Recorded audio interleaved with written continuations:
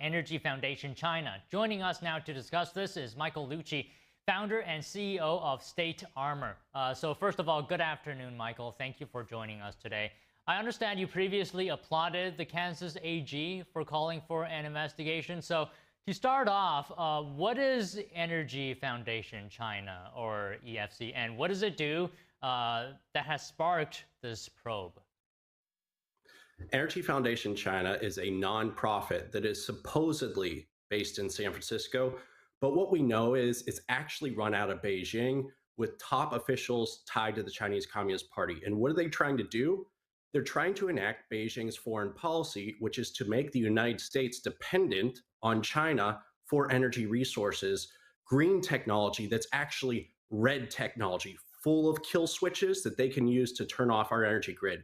They advocate for litigation, policy changes, state statutory changes in the United States. They even facilitated a trip from California Governor Gavin Newsom to go visit leader Xi Jinping. So it's obviously clear that this is a Chinese influence operation to make us dependent on their supply chains for energy technologies, fertilizers, and other critical inputs that they could then just turn off to cause a crisis in the United States. Wow. I have two questions. Who funds this group then? And then what does it do specifically to influence U.S. climate policy? So the great irony of this is that it's an entity run and controlled by Beijing. Unfortunately, it's funded by American philanthropists. So you have massive funds that put in nearly $100 million per year into EFC. These are American dollars being put into a nonprofit that then Beijing directs where they go and how they're used. They pursue litigation strategies. I'll give you one example. There's a German fertilizer company, Bayer. It's one of the few remaining fertilizer companies that's not controlled by China. So what does China want to do? Drive them out of business in the United States so that we are solely dependent on Chinese state-owned enterprises and military-tied companies for fertilizer for our farmlands. That's one of the things that they do. They try to increase mandates for green energy supplies that are really, when they're coming from Beijing, it's red energy. And what I mean by that is it's coming with kill switches. And we know this from reporting in the United States, reporting in Europe, that solar inverters, that these power cells and batteries that are going into our grid have backdoor kill switches that let Beijing turn off the lights. Okay, well, we'll get deeper into that point later, but I also want to know, is Energy Foundation China operating outside of legal bounds, or is it finding gaps in legal loopholes to operate in? I would argue that they are operating outside the bounds of the Foreign Agent Registration Act. So we have a Foreign Agent Registration Act. It says if you're operating on behalf of a foreign government, particularly in this case, a hostile government like China, you should be registering with the Department of Justice, making disclosures about what you're doing, why, when, where, how, and with whom, and who's funding it all, or where the money's all going. That has not happened. They have not registered as a foreign agent, even though, in my opinion, they're very much operating as a foreign agent of Beijing. So that's one way that they are operating outside of what law that I think could be enforced upon them. But generally speaking, this is one of the ways that China exploits our open system. Is they create nonprofits, they facilitate, they control nonprofits in the United States. EFC is not the only one. So they find these cracks and seams in our system, and they use these tools to register a vote in our democracy on behalf of communist China. And so we have to crack down.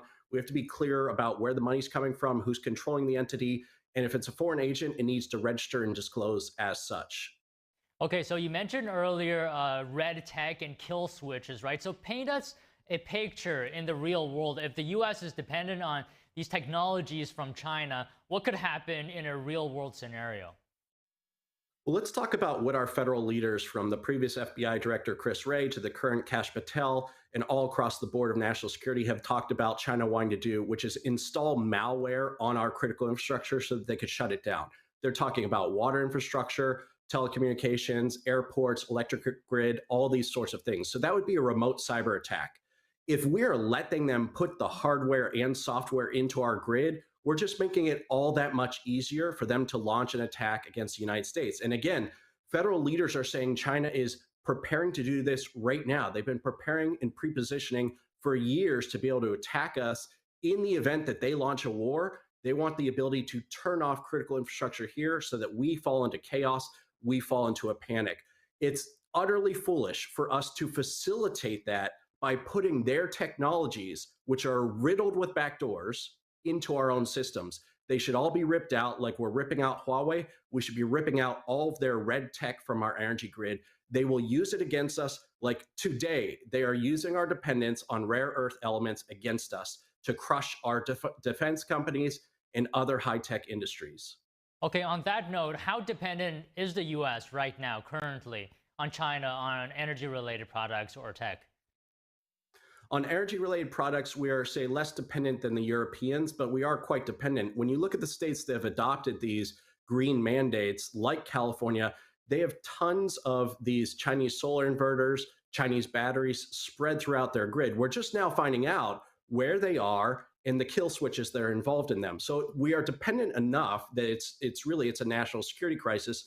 We should be ripping this stuff out. Now, if you look across the pond at the Europeans, I mean, there are European researchers from the Czech Republic specifically who've written research saying China holds a kill switch to the entire European energy grid. They could shut it all down because Europe was more rapidly adopting some of these foolish energy policies. So we are dependent, but not as bad as the Europeans. We still rely a lot on natural gas, nuclear, and other tools like this. What measures can we do that can be put up to prevent this from keep happening?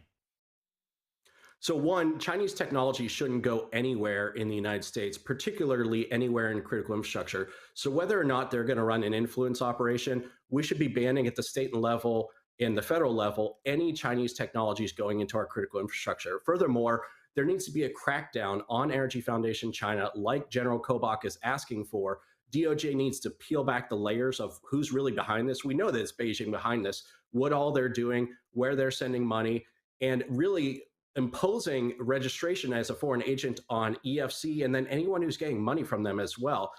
We need to really tighten up law enforcement on Chinese influence operations within the United States and push back on their lawfare, which is designed to bankrupt our fertilizers, our energy producers, and our American independence. Okay, just one last question, Michael. Is there any way to get around China's dominance on rare earths? Yes, we can just produce it ourselves. But to do that, we need to have the Department of Defense and federal agencies guaranteeing purchase of those rare earth elements. Otherwise, China will just set the price close to zero so that we don't have producers of our own. That's what they've been doing over decades. They identified rare earths as something that they want to control decades ago. They've knocked all of our competitors out of business. They've knocked the Europeans out of business. We need to just separate from that market and not let them undercut price here, because they will sell, they do sell below the cost of production just to make sure we don't have productive capacity so that they could do what they're doing right now, which is turn off a lot of our military suppliers, turn off a lot of our technology suppliers by turning off the flow of rare earth elements. Okay, Michael, this is a very important topic. Thank you for shedding a light on it. It's a pleasure to speak to you. Thank you.